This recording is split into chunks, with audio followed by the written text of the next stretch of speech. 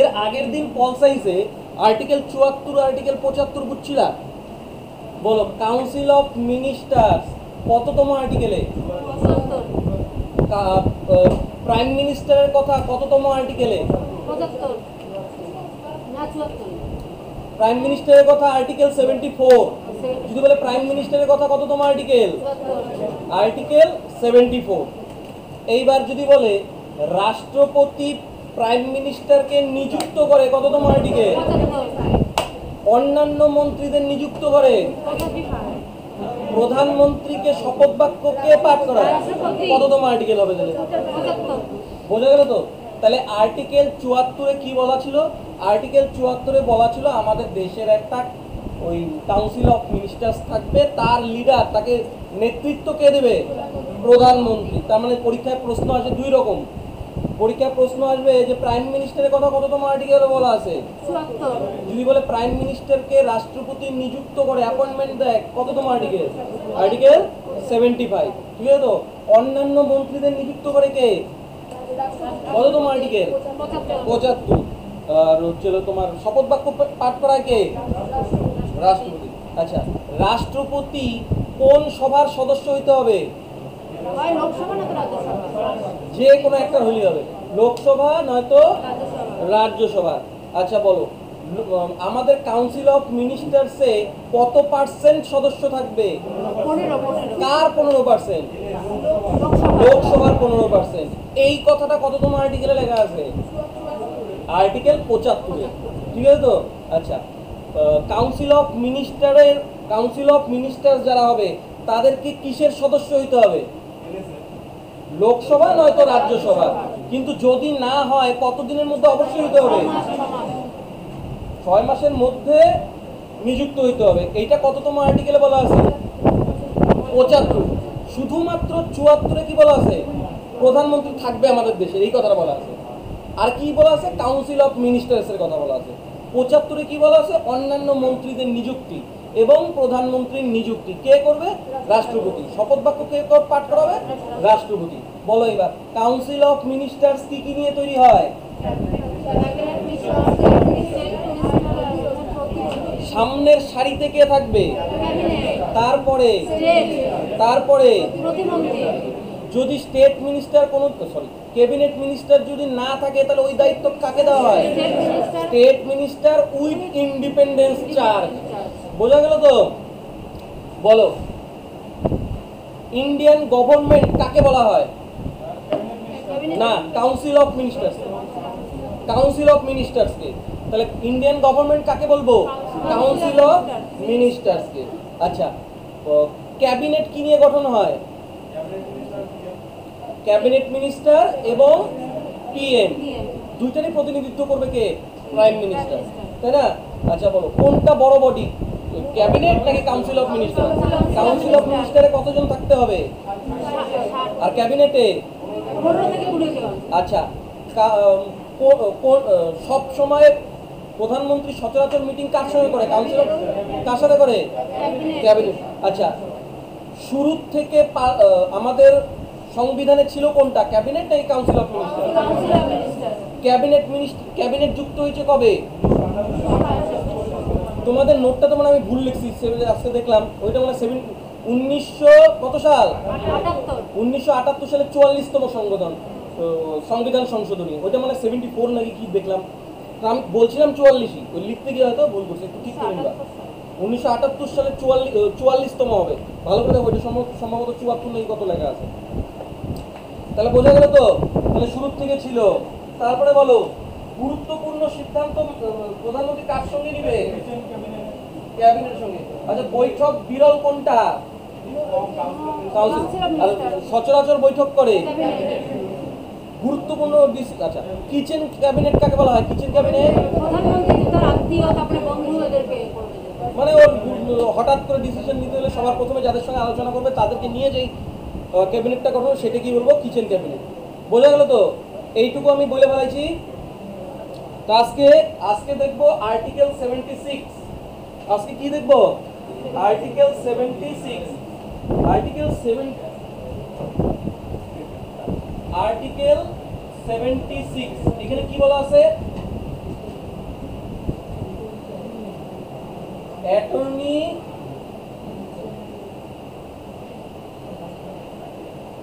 General of India. বলো বলো article 76 কি সম্পর্কে বলা আছে? Attorney general of India. এই অ্যাটর্নি জেনারেল অফ ইন্ডিয়া হচ্ছে হলো আইনের প্রধান কর্মকর্তা, আইনের দিক থেকে প্রধান কর্মকর্তা ভারতের মানে ভারতের ইন্ডিয়ান গভর্নমেন্টের প্রধান আইন কর্মকর্তা কে? Attorney general. আইন কর্মকর্তা বুঝতেছো না? ল এক্সিকিউটিভ, ঠিক আছে তো? এই অ্যাটর্নি জেনারেল আর কেউ না, অ্যাটর্নি জেনারেল শুধুমাত্র উকিল। অ্যাটর্নি জেনারেল মানে কি? উকিল। মানে এই যে ইন্ডিয়ান গভর্নমেন্ট, আমি বারবার বলতেছি ইন্ডিয়ান গভর্নমেন্ট মানে কার সম্পর্কে কথা বলতেছি বলো? Council of minister. যদি কাউন্সিল অফ মিনিস্টারের এগেইনস্টে যদি কোনো কেস হয়, ওই কেস লড়ার জন্য কে যাবে কোর্টে? Attorney general of India. বলো, তার মানে attorney general of India actually কি? উকিল। যেমন ওই যে কৃষকরা কেস করছিল না কাউন্সিল অফ মিনিস্টার্স এর এগেইনস্টে, যে এই নীতি আমাদের জন্য কি না, আমাদের খুব অসুবিধা হচ্ছে, তো এইটা কোর্টে কে লড়ছে? Attorney general. তার মানে এই অ্যাটর্নি জেনারেল কি? এই অ্যাটর্নি জেনারেল শুধুমাত্র একজন উকিল, আর কিছু না, ঠিক আছে তো? আচ্ছা, এর আগের দিন আমি প্রধানমন্ত্রী সম্পর্কে বলছিলাম না? প্রধানমন্ত্রী, তো আমি উপপ্রধানমন্ত্রী সম্পর্কে শোনো। বলো, উপপ্রধানমন্ত্রী সম্পর্কে কততম আর্টিকেলে কথা বলা আছে? কত? উপপ্রধানমন্ত্রী বলে কনস্টিটিউশনে কোনো আর্টিকেল নাই। তার মানে উপপ্রধানমন্ত্রী আমাদের আর্টিকেলে নাই। এটা শুধুমাত্র রাজনৈতিক চাহিদা ছাড়া আর কিছুই না। বোঝা গেল? তার মানে আমাদের সংবিধানে উপপ্রধানমন্ত্রী বলে কিছু বলা নাই। আমাদের ভারতবর্ষে এখনো পর্যন্ত 7 জন উপপ্রধানমন্ত্রী ছিলেন। কতজন ছিলেন? 7 জন। সবার প্রথম উপপ্রধানমন্ত্রীর নাম কি? বল্লভভাই প্যাটেল। সবার প্রথম উপপ্রধানমন্ত্রীর নাম কি? বল্লভভাই প্যাটেল। এবং শেষ উপপ্রধানমন্ত্রী হচ্ছিল লালকৃষ্ণ আদবানি। শেষ উপপ্রধানমন্ত্রীকে লালকৃষ্ণ আদবানি। অ্যাকচুয়ালি 1998 সালে যখন অটল বিহারী বাজপেয়ী প্রধানমন্ত্রী হন, বয়স ওনারা দুইজন মিলেই হেড কে গেছিল, লালকৃষ্ণ আদবানি এবং অটল বিহারী বাজপেয়ী। যখন অটল বিহারী বাজপেয়ী প্রধানমন্ত্রী হয়, তখন যেহেতু বয়স ওনার বেশি, বয়োজ্যেষ্ঠ, তার জন্য উনি প্রধানমন্ত্রী হচ্ছে, আর লালকৃষ্ণ আদবানিকে উপপ্রধানমন্ত্রী বানানো দেওয়া হচ্ছে। তারপরে শেষ হয়েছে, ওই উপপ্রধানমন্ত্রী অ্যাবলিশ করে দেওয়া হচ্ছে। এটা রাজনৈতিক চাহিদা ছাড়া আর কিছু। তাহলে বলো, উপপ্রধানমন্ত্রী সম্পর্কে কততম আর্টিকেলে বলা আছে? বলাই নাই। তাহলে উপপ্রধানমন্ত্রী কতজন উপপ্রধানমন্ত্রী ভারতের ছিল? সবার প্রথম উপপ্রধানমন্ত্রী কে? আর সর্বশেষ আর্টিকেল 76 কার সম্পর্কে বলা আছে? অ্যাটর্নি জেনারেল অফ ইন্ডিয়া আসলে কি? উকিল। আমি এজি বলবো। হ্যাঁ, তো এজি আসলে কি? উকিল, তাই না? কততম আর্টিকেলে বলা হয়েছে? আর্টিকেল 76 বলা আছে, ঠিক আছে তো? এ কার হয়ে কোর্টে সওয়াল করে? Council of ministers. মানে এই কাউন্সিল অফ মিনিস্টার্স এর এগেইনস্টে কোনো কেস হলে কে যাবে কেস করতে? Attorney general. এই অ্যাটর্নি জেনারেল হইতে হইলে অবশ্যই ভারতীয় নাগরিক হইতে হবে। আমরা সবাই জানি অ্যাটর্নি জেনারেল হইতে আমাদের অ্যাটর্নি জেনারেল যে হবে তাকে অবশ্যই ভারতীয় নাগরিক হতে হবে। এর যোগ্যতা সুপ্রিম কোর্টের বিচারপতির সমান। কার সমান? সুপ্রিম কোর্টের বিচারপতির সমান। অ্যাটর্নি জেনারেলকে রাষ্ট্রপতি যদি চায় তাহলে সুপ্রিম কোর্টের বিচারপতিও নিয়োগ করতে পারেন। কেন পারেন? ওই যে বললাম, অ্যাটর্নি জেনারেলের যোগ্যতা একজন সুপ্রিম কোর্টের বিচারপতির সমান। বোঝা গেল তো? তার মানে ভারতীয় নাগরিক হতে হবে। আর কি হতে হবে? সুপ্রিম কোর্টের যোগ্যতা কিরকম? সুপ্রিম কোর্টের বিচারপতির যোগ্যতার সমান, ঠিক আছে তো? এই এজি সুপ্রিম কোর্ট, যদি এই এজি সুপ্রিম কোর্ট, হাইকোর্ট এবং ডিস্ট্রিক্ট কোর্ট প্রত্যেকটা কোর্টে কেস লড়তে পারে। কি বললাম? এই attorney general supreme court, high court, district court 3টা জায়গাতেই কেস লড়তে পারে। বুঝা গেল? সুপ্রিম কোর্ট এর যোগ্যতা কতটুকু? সুপ্রিম কোর্টের বিচারপতির সমান, অথবা ও ন্যূনতম 5 বছর যদি হাইকোর্টের বিচারপতিত্ব করে থাকে, তাহলে ওই ব্যক্তি অ্যাটর্নি জেনারেল হিসাবে বিবেচিত হইতে পারে। বোঝা গেল তো? আর কি হতে পারে? 5 বছর হচ্ছিল হাইকোর্টের বিচারপতি, অথবা 10 বছর ওকালতি যদি করে থাকে, 10 বছর যদি ওকালতি করে থাকে, তাহলে ও অ্যাটর্নি জেনারেল হিসাবে বিবেচিত হইতে পারে। বোঝা গেল ওর যোগ্যতা সম্পর্কে? এলিজিবিলিটি কি কি বললাম? ওর যোগ্যতা কার সমান? সুপ্রিম কোর্টের বিচারপতি। ওকে ভারতের অবশ্যই নাগরিক হতে হবে। আর কি হতে হবে? হাইকোর্টে 5 বছরের বিচারপতিত্ব করতে পারবে, করা থাকতে হবে। আর 10 বছরের জন্য ওকালতিত্ব করতে হবে। তাহলে ওইরকম ব্যক্তিকে আমরা অ্যাটর্নি জেনারেল হিসেবে নিয়োগ করতে পারি। এবার নিয়োগ সম্পর্কে আসি। বলো তো, এই অ্যাটর্নি জেনারেলকে নিয়োগ কে করেন? রাষ্ট্রপতি করে। অ্যাটর্নি জেনারেলকে কে নিয়োগ করতে পারে? রাষ্ট্রপতি নিয়োগ করতে পারে। এই অ্যাটর্নি জেনারেল চাইলে তোমার আমার সবার কেস লড়তে পারে। অ্যাটর্নি জেনারেল চাইলে তোমার আমার যে কারোর কেস লড়তে পারে। ঠিক আছে তো? আমি একটা উদাহরণ দিই। যখন শাহরুখ খানের ছেলে, কসালের মতন দেখতে, কি জানি নাম, আরিয়ান খান। এই আরিয়ান খানকে যখন ড্রাগ কেসে অ্যারেস্ট করলো, কোর্টে কেস কে লড়তে গেছিল? তখনকার অ্যাটর্নি জেনারেল ছিল মুকুল রোহাতগি। গিয়েছিল মুকুল রোহাতগি, এটা সার্চ করে, আমি যদি ভুল না হয় মুকুল রোহাতগি গেছিল। তাহলে কি বললাম? অ্যাটর্নি জেনারেল যে কোনো কোর্টে কেস লড়তে পারে। কি কি কোর্ট? সুপ্রিম কোর্ট, হাইকোর্ট, যে কোনো কোর্টে কেস লড়তে পারে। তোমার আমার যে কারোর কেস লড়তে পারে। বোঝা গেল তো? আচ্ছা, এইবার এই যে আমাদের সন্দীপ আছে না, ও কিন্তু বাইক সম্পর্কে প্রচন্ড সচেতন। ওর বাইক একটু খোঁচাখুচি, ওর মাথা গরম হয়ে যাবে। ঠিক আছে তো? এবার কথা, তুমি যদি বাইকের একটু ছাল উঠায় দাও, ঠিক আছে তো, ও যদি কেস করে বলে আমি অ্যাটর্নি জেনারেলকে দিয়ে কেস লড়াবো, চাইলে করতে পারে, যদি ওর কিডনি না বিক্রি করতে পারে। বোঝা গেল তো? তাহলে তুমি আমি যে কেউ অ্যাটর্নি জেনারেলকে দিয়ে কেস করবো। ঠিক আছে তো? কিন্তু এবার সন্দীপদা কইতেছে যে ওর প্রধানমন্ত্রী যখন আমাদের কোচবিহারে আসছিল, তখন প্রধানমন্ত্রীর গাড়ি ঘষা দিয়ে ওর গাড়ি নষ্ট করে ফেলেছে। তখন কি করবে? কবে যে আমি অ্যাটর্নি জেনারেলকে দিয়ে কেস লড়াবো। অ্যাটর্নি জেনারেল কি করবে? তুই পাকলা, আমি তো এমনিতে, ওইটা তো আমার মাইবা। ও কেস লড়ে, ও কোর্টে সওয়াল করে কার জন্য? Council of minister. এবার তুমি যদি কাউন্সিল অফ মিনিস্টার্সের এগেইনস্টেই যদি কেস করে বলো অ্যাটর্নি জেনারেল দিয়ে কেস লড়বে, তাহলে ও কেস লড়বে? কোনোদিনও কেস লড়বে না। তোমার নর্মাল কেস ও লড়তে পারে যে কোনো কিছুতে। আবার যে কোনো স্টেটের, ধরো আমাদের পশ্চিমবঙ্গের জন্য যদি কোনো কেস হয়, পশ্চিমবঙ্গের এগেনস্টে যদি, মানে আমাদের পশ্চিমবঙ্গের যে সরকার আছে তার এগেনস্টে যদি কেস হয়, পশ্চিমবঙ্গ চাইলে অ্যাটর্নি জেনারেলকে দিয়ে কেস লড়াইতে পারে। বোঝা গেল কি বললাম? এরকম অনেক জায়গাতে হয়েছে। তাহলে বলো, অ্যাটর্নি জেনারেল কার হয়ে কোর্টে সওয়াল করে? তোমার আমার সবার কেস লড়তে পারবে, যে কোনো পরিস্থিতিও কেস লড়তে পারবে, খালি কাউন্সিল অফ মিনিস্টার্সের এগেনস্টে কেস না হলেই হবে। বোঝা গেল তো? এইবার এই অ্যাটর্নি জেনারেলকে কে নিয়োগ করে? রাষ্ট্রপতি। যেহেতু রাষ্ট্রপতি নিয়োগ করে, রাষ্ট্রপতি যে কোনো সময় চাইলেই রাষ্ট্রপতি ওকে বরখাস্ত করতে পারে, পদত্যাগ করাইতে পারে। বোঝা গেল কি বললাম? তাহলে অ্যাটর্নি জেনারেলকে নিযুক্তি কে করতে পারে?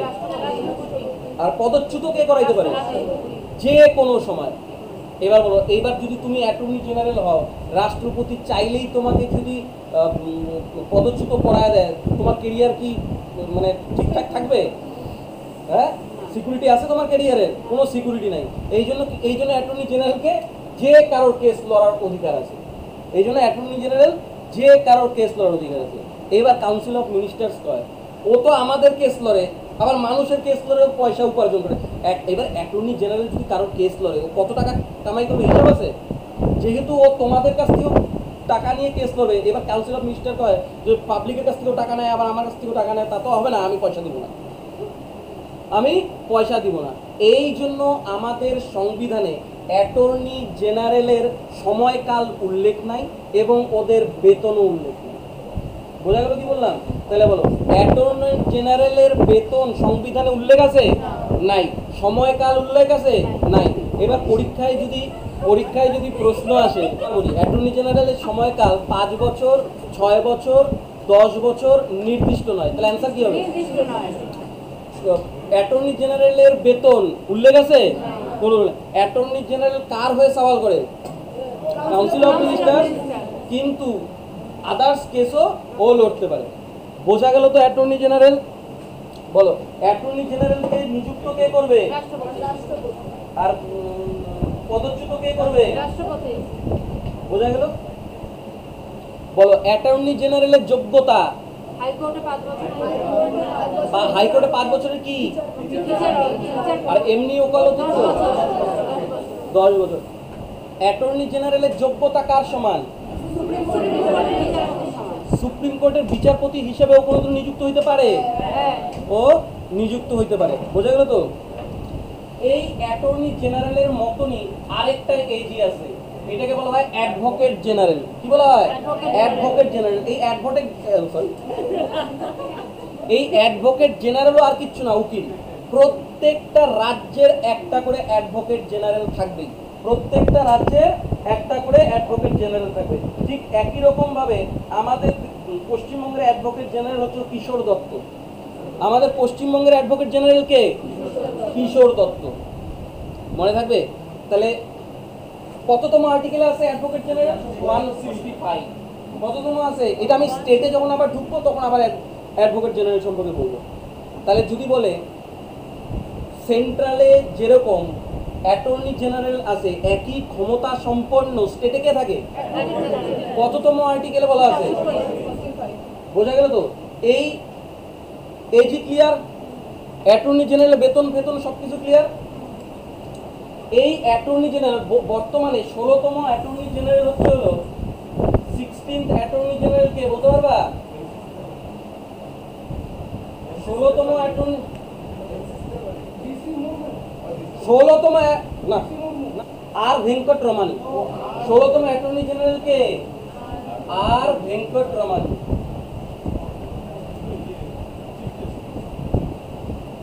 আর ভেঙ্কট রমানি। যদি পরীক্ষায় প্রশ্ন আসে, বলো তো আর ভেঙ্কট রমানি কতদিনের জন্য নিযুক্ত হয়েছে? অনির্দিষ্টকাল। রাষ্ট্রপতি যখন যাবে তখন ওকে বাইর করে দিতে পারে। বোঝা গেল তো? তাহলে বলো, আমাদের পশ্চিমবঙ্গের অ্যাডভোকেট জেনারেল কে? আমাদের পশ্চিমবঙ্গের এজি অ্যাডভোকেট জেনারেল কে? কি বললাম জানি? কিশোর দত্ত। বোঝা গেল? কিশোর দত্ত। এই অ্যাডভোকেট জেনারেলের কথা কততম আর্টিকেল বলা আছে? 165। পরীক্ষায় যদি প্রশ্ন আসে যে ভারতের প্রথম অ্যাটর্নি জেনারেলের নাম কি? এমসি সেটালভার। কি বললাম? ভারতের প্রথম এজি কে? ভারতের প্রথম এজি এমসি সেটালভার। আচ্ছা বলো তো ওর ফুল নাম কি? না না না, সেটাল এমজি, না না, এমসি সেটালভার কি লিখতে? এমসি সেটালভারের ফুল ফর্ম মতিলাল চিন্নালাল সেটালভার। মতিলাল চিন্নালাল সেটালভার। মতিলাল চিন্নালাল। বোঝা গেল তো? তাহলে বলো, ভারতের প্রথম অ্যাটর্নি জেনারেলের নাম কি? এমসি সেটালভার। যদি বলে ভারতের দীর্ঘতম, কেননা রাষ্ট্রপতির ইচ্ছা অনুসারে থাকতে পারে অ্যাটর্নি জেনারেল, যখন খুশি তখন বের করে দিতে পারে, তাহলে বলো ভারতের মানে অনেক দিন পর্যন্ত দীর্ঘকাল ব্যাপী সব থেকে বেশি সময়ের জন্য অ্যাটর্নি জেনারেল কে ছিলেন? এমসি সেটালভার। সব থেকে বেশি সময়ের জন্য কে ছিল? এমসি সেটালভার। বোঝা গেল তো? যদি বলে কম সময়ের জন্য, সব থেকে কম সময়ের জন্য কে ছিল? সোলি সোরাবজি। কি ছিল? সোলি সোরাবজি। এটা হচ্ছে সব থেকে বেশি সময়ের জন্য, দীর্ঘকালীন। দীর্ঘকালীন আর স্বল্পকালীনকে, এগুলাই কিন্তু স্ট্যাটিক জিকে। আমরা চ্যাপ্টার ওয়াইজ পড়তে পড়তে আমি টুকটাক স্ট্যাটিক জিকে বলে দিব, ঠিক আছে তো? আর স্বল্পকালীনকে কি জানি বললাম? সোলি সোরাবজি। সোলি সোরাবজি, এটা স্বল্পকালীন ছিল। আর বর্তমানে কততম অ্যাটর্নি জেনারেল? 16তম। কে 16তম অ্যাটর্নি জেনারেল? আর ভেঙ্কট রমানি। তোমাদের হুজ হুতে লেখানো ছিল না এগুলা? হুজ হুর লিস্টে লেখানো ছিল না? তাহলে তাহলে বলো 16তম অ্যাটর্নি জেনারেলের নাম কি? পশ্চিমবঙ্গের অ্যাডভোকেট জেনারেলের নাম কি? বোঝা গেল তো? আচ্ছা, কততম আর্টিকেলে অ্যাডভোকেট জেনারেল সম্পর্কে বলা আছে? বুঝছে?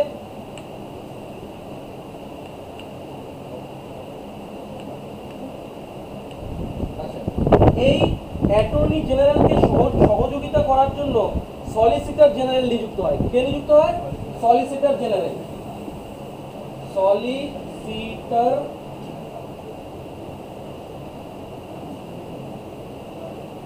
সলিসিটর জেনারেল, আরেকটা হচ্ছিল তোমার ওই additional solicitor general. Solicitor general আরেকটা অ্যাডিশনাল সলিসিটর জেনারেল। বোঝা গেল তো?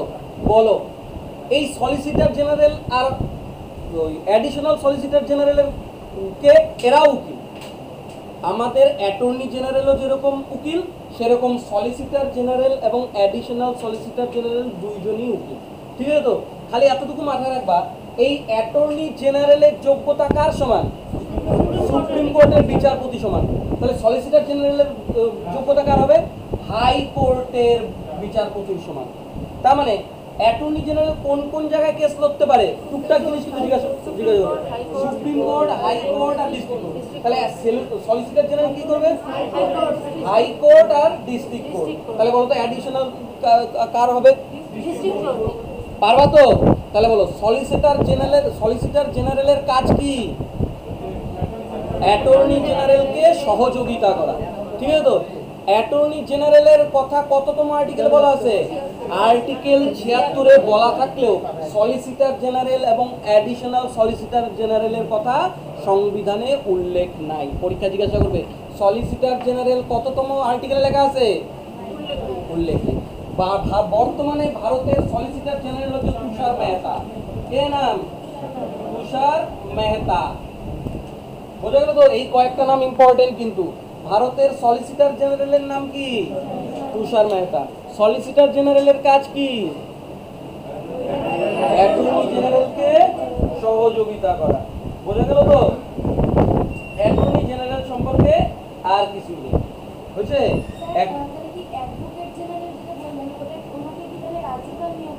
হ্যাঁ, সেম ক্রাইটেরিয়া। আমি যখন স্টেটে যাব আবার অ্যাডভোকেট জেনারেল।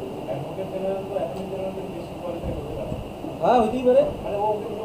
হ্যাঁ, সবসময় মনে রাখবা, একটা উকিলের যোগ্যতা বিচারপতির থেকেও বেশি হতে পারে। ঠিক আছে তো? একটা উকিলের যোগ্যতা ওই বিচারপতির থেকেও বেশি হতে পারে, কিন্তু কামাই উকিলই বেশি করে। হ্যাঁ, বিচারপতি একটা লিমিটেশন থাকে। বোঝা গেল? তাহলে বলো, অ্যাটর্নি জেনারেল আসলে একজন কি? উকিল। অ্যাটর্নি জেনারেলের বেতন কত? দেখো, বেতন না পাইলেও ওকে একজন অ্যাটর্নি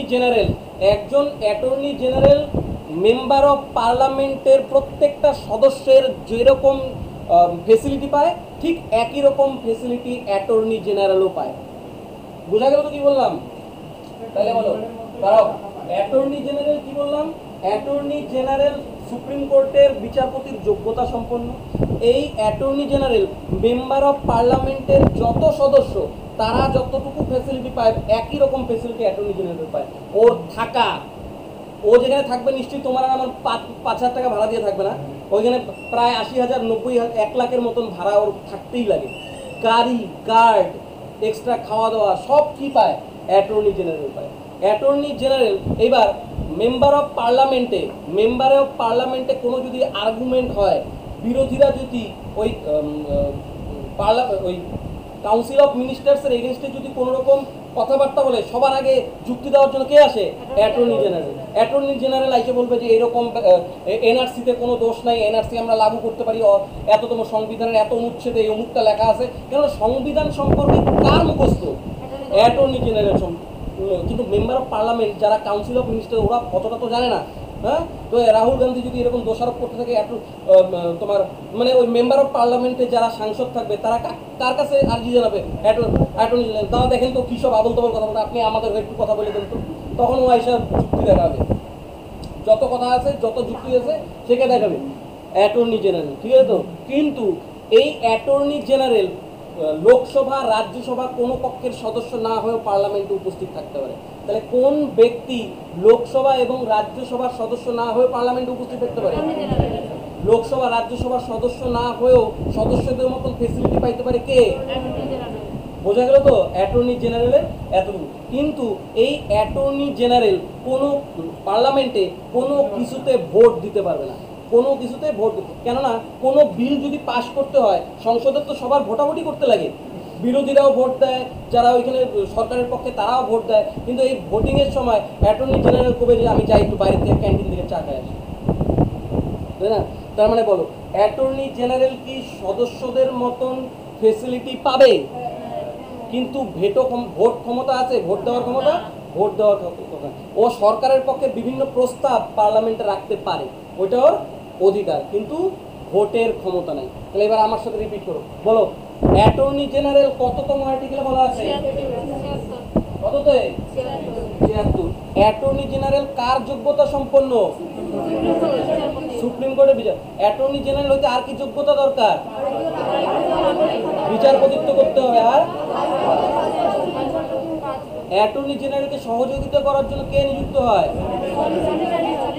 সলিসিটর জেনারেলের কথা আর্টিকেলে কত অনুচ্ছেদে বলা আছে? অ্যাটর্নি জেনারেলের বেতন কত? অ্যাটর্নি জেনারেলের সময়কাল অনির্দিষ্ট, ঠিক আছে? অ্যাটর্নি জেনারেলকে কে নিয়োগ করে? পদচ্যুত কে করে? রাষ্ট্রপতি। আচ্ছা, সংসদের কক্ষে উপস্থিত থাকতে পারে কিন্তু সদস্য না, কে? বর্তমানে অ্যাটর্নি জেনারেলের নাম কি? আর ভেঙ্কট। কততম? ভারতের প্রথম attorney general MC Setalvad. MC. দীর্ঘকালীন অ্যাটর্নি জেনারেল, স্বল্পকালীন সলি সোরাবজি। কি নাম? সলি সোরাবজি। আচ্ছা, অ্যাটর্নি জেনারেলের মতনই প্রত্যেকটা স্টেটে কে থাকবে? কততম আর্টিকেলে? 165-তে। পশ্চিমবঙ্গের অ্যাটর্নি জেনারেল কে? কিশোর দত্ত। সলিসিটর জেনারেল কে? তুষার মেহতা। এইটুকুই তো বলছি, আর কিছু বলছি? আর কিছু বলিনি। হ্যাঁ, কততম এটা ঠিক আমি জানি না। এখনো পর্যন্ত 16 জন হয়েছে, 16তম কিন্তু চলতেছে, তাই না? আচ্ছা, এইবার বুঝি কনস্টিটিউশনাল বডি। কি বলবো? Constitutional body. কনস্টিটিউশনাল বডি একটা হয় কনস্টিটিউশনাল বডি, আরেকটা কি? নন কনস্টিটিউশনাল বডি।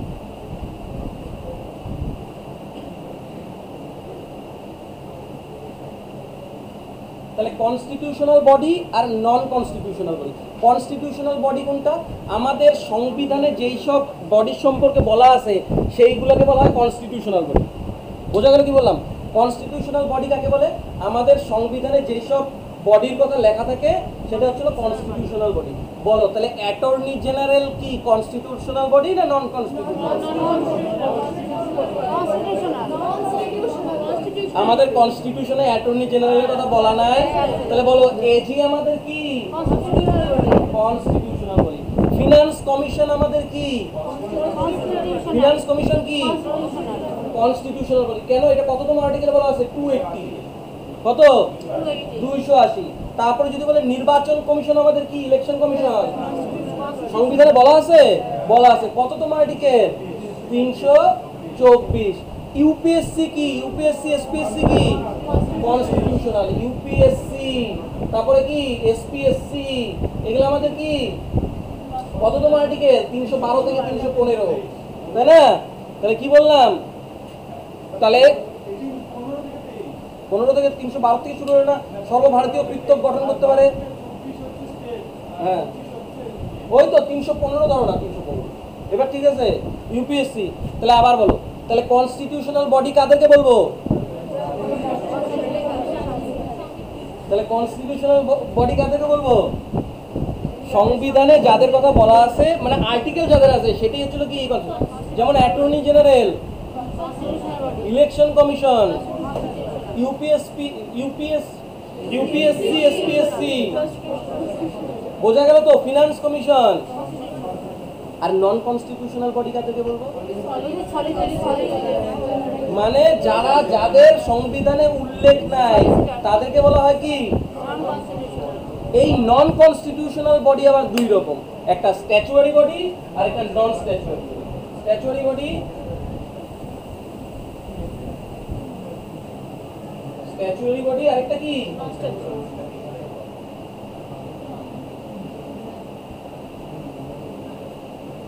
কি কি বললাম? নন কনস্টিটিউশনাল বডি কয় প্রকার? কি কি? একটা স্ট্যাচুয়ারি বডি, আরেকটা দেখো এই স্ট্যাচুয়ারিও আমাদের সংবিধানে লেখা নাই, নন স্ট্যাচুয়ারিও আমাদের সংবিধানে নেই। এখানে দুইটা জিনিস হয়। স্ট্যাচুয়ারি বডি কোনগুলা? স্ট্যাচুয়ারি সোজা বাংলা কথা বলে দিই। একটা হচ্ছিল আমাদের ওই কাউন্সিল অফ মিনিস্টার্স পার্লামেন্টে বসবে, আর কে বসবে? বিরোধী পক্ষ বসবে। তো এবার কোনো কমিটি, হ্যাঁ, কোনো বডি বানাইতে গেলে যদি বিরোধী পক্ষ কে? রাহুল গান্ধী না? কোনো বডি বানাইতে গেলে যদি রাহুল গান্ধীর ভোটের বা মতের প্রয়োজন হয়, সেইটাই হচ্ছিল স্ট্যাচুয়ারি বডি। কি বললাম?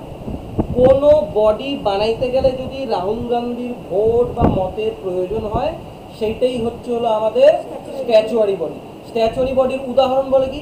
Human rights commission, national human rights commission. সংক্ষেপে জানি কি বলে? সংক্ষেপে national human rights commission, national human rights commission. এইটা একটা কি? স্ট্যাচুয়ারি বডি। এইটা বানানোর জন্য রাহুল গান্ধীর ভোটের দরকার পড়বে, ঠিক আছে? তো এইটা হচ্ছিল স্ট্যাচুয়ারি বডি। আর যেইটা ভোটের দরকার পড়বে না, সেইটা হচ্ছিল নন স্ট্যাচুয়ারি বডি। বোঝা গেল কি বললাম? স্ট্যাচুয়ারি বডি কাকে বললাম? মানে যেই বডিটা বানানোর জন্য বিরোধী পক্ষের মতামতের বা ভোটের প্রয়োজন আছে, সেইটাই হচ্ছিল স্ট্যাচুয়ারি বডি। স্ট্যাচুয়ারি বডির উদাহরণ কি? ন্যাশনাল পরীক্ষা কিন্তু প্রশ্ন আছে এদের মধ্যে, এই ন্যাশনাল হিউম্যান রাইটস কমিশন একটি লিখে দিবে। সাংবিধানিক বডি, স্ট্যাচুয়ারি বডি, নন স্ট্যাচুয়ারি বডি, এদের মধ্যে কোনোটিই না। বোঝা গেল তো? তাহলে অ্যান্সার কি হবে? স্ট্যাচুয়ারি বডি। এই নন স্ট্যাচুয়ারি বডিকে আরেকটা বডি বলা হয় এক্সিকিউটিভ বডি। Executive body. এই নন স্ট্যাচুয়ারি বডির কোনগুলো? নন স্ট্যাচুয়ারি বডিগুলোতে কাউন্সিল অফ মিনিস্টার্স বা আমাদের প্রধানমন্ত্রী কারোর মতের প্রয়োজন হয় না। ও চাবে যে এটা আমি গঠন করব, ও গঠন করে ফেলাবে। যেমন আমাদের প্ল্যানিং কমিশন, কি ছিল? Planning commission. প্ল্যানিং কমিশন, আরেকটা কি? নীতি আয়োগ। প্ল্যানিং কমিশনই এখন বর্তমানে নীতি আয়োগ। নীতি আয়োগ, নীতি আয়োগ। বোঝা গেল তো? বোঝা গেল তো? বলো স্ট্যাচুয়ারি বডি কাদেরকে বলবো? বিরোধী পক্ষের মতামতের দরকার হয়। স্ট্যাচুয়ারি বডি কাদেরকে বলবো? পক্ষের মতামতের বিরোধী পক্ষের মতামতের দরকার হয়, তাদেরকে কি বলবো? স্ট্যাচুয়ারি বডি। স্ট্যাচুয়ারি বডির উদাহরণ কি? National human rights commission, Lokpal, হ্যাঁ, ন্যাশনাল ইনভেস্টিগেশন এজেন্সি আছে, লোকায়ুক্ত আছে। এগুলা কি? এগুলা হচ্ছিল স্ট্যাচুয়ারি বডি। এগুলা বানাইতে গেলে বিরোধী পক্ষের মতামতের প্রয়োজন আছে। আর নন স্ট্যাচুয়ারি বডি কি? মতামতের দরকার নেই। এটা কি? নীতি আয়োগ, প্ল্যানিং কমিশন, ঠিক আছে তো? কেননা এই প্ল্যানিং, এই তোমার এই প্ল্যানিং কমিশন আর নীতি আয়োগ যদি সংবিধানে থাকতো না, কেননা প্ল্যানিং কমিশন অ্যাবলিশ করেই তো এই নীতি আয়োগ তৈরি হয়েছে। অতটাই কি সোজা হইতো? প্রধানমন্ত্রী কিছুই হয় না, দেখলে হঠাৎ করে একদিন কত সালে জানি 2014 আসলো, এইসব প্ল্যানিং কমিশন বন্ধ করে নীতি আয়োগ ঢুকায় দিল। বোঝা গেল না? এটা যদি সংবিধানে থাকতো তাহলে অনেক কাঠখড় পুরাইতে হতো, তারপরে এগুলো চালু করতে হবে। এই বডিগুলো কিন্তু পরীক্ষায় আসে। তাহলে আমাদেরকে বলো তো, আমাকে একটু বলো তো, সলিসিটার জেনারেল কি? নন কনস্টিটিউশনাল, হ্যাঁ কি না? সংবিধানে উল্লেখ আছে? উল্লেখ নাই, তাহলে এটা কি? নন কনস্টিটিউশনাল। আরো যদি দেখতে যাই তাহলে বলো তো স্ট্যাচুয়ারি না নন স্ট্যাচুয়ারি? নন স্ট্যাচুয়ারি। এটা তো ওকে খালি হেল্প করার জন্য লাগে, নন স্ট্যাচুয়ারি বলি, তাই না? কোনো মতামতের কোনো প্রয়োজন নেই। এইভাবে ডিস্টিংগুইশ করতে পারবা তো পরীক্ষা হলে? কারণ আমি 2-3টা উদাহরণ দিব, তাহলে পারবা তো? তাদের নন স্ট্যাচুয়ারি বডি, দেখো প্ল্যানিং কমিশন তো একটা বডি, এইখানে প্ল্যানিং কমিশন তো ছিল, এখন তো নাই। নীতি আয়োগ কি? নীতি আয়োগ একটা বডি, এখানে প্রত্যেকটা স্টেটের সিএম যুক্ত। এবার বলো, সিএম তো এমনিতেই বেতন পায়, তাই না? Solicitor general. এবার সলিসিটার জেনারেল পেশায় কি? উকিল। তার মানে উকিল যদি তোমার কেস লড়লে ও পয়সা নিবে, পয়সা নিবে। দেখো আর হচ্ছিল তোমার এই যে আমি অ্যাটর্নি জেনারেল যে বেতন পায় না এই কথা বললাম, এটা রাষ্ট্রপতির ইচ্ছা অনুসারে একটা ওদেরকে একটা ফিক্সড রেমুনারেশন দেওয়া হয় না তা ভুল কথা কিন্তু সংবিধানে উল্লেখ নেই। রাষ্ট্রপতি চাইলে যদি মনে করে ও 500 টাকা প্রতি মাসে দিবে সেটাও দিতে পারে, 500 টাকা তো দেয় না, এটা আমি কথার কথা বললাম। সেরকম সলিসিটার জেনারেল হলো, সলিসিটার জেনারেল তো সবার কাছ থেকে কেস করে তো পয়সা পাই, প্লাস যেহেতু ও একটা বডিতে আছে একটা রেমুনারেশন ওকে দেওয়া হয় কিন্তু ফিক্সড না। বোঝা গেল কি বললাম? অ্যাটর্নি জেনারেল সম্পর্কে বোঝা গেল। অ্যাটর্নি জেনারেল সম্পর্কে কোনো ডাউট? সুভাষিস বুঝতে পারছো অ্যাটর্নি জেনারেল? কোনো ডাউট নাই তো? অ্যাটর্নি জেনারেল একটা সাধারণ উকিল মাত্র, আর কিছুই না। এই উকিলটা কার হয়ে সওয়াল করে? ভারত সরকারের। ঠিক আছে, তোমার হয়ে সওয়াল করতে পারবে? হ্যাঁ, কিন্তু তুমি যদি সেন্ট্রাল গভর্নমেন্টের এগেইনস্টে কেস করো তাহলে তোমার হয়ে লড়বে? তোমার তোকে বলবো যে পাগলা তুই গিয়ে বিকাশ বাবুকে ডাক, হয় কি না? বোঝা গেল? সলিসিটার জেনারেল বোঝা গেছে? সলিসিটার জেনারেল কি করে? অ্যাডভোকেট জেনারেল কি করে? স্টেটের হয়ে সওয়াল করে, তাই না? তো ওদের রেমুনারেশন, ওদের সময়কাল সব ক্লিয়ার। কনস্টিটিউশনাল বডি কি?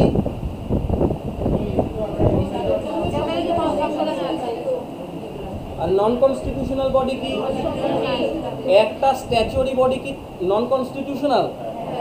একটা নন স্ট্যাচুয়ারি কি নন কনস্টিটিউশনাল? বোঝা গেল তো? তাহলে নিজে নিজে বুঝতে পারবো তো? স্ট্যাচুয়ারি বডি বলো। ভারতের প্রথম অ্যাটর্নি জেনারেলের নাম কি? ভারতের প্রথম এমসি সেটাল ভার। দীর্ঘতম? হ্যাঁ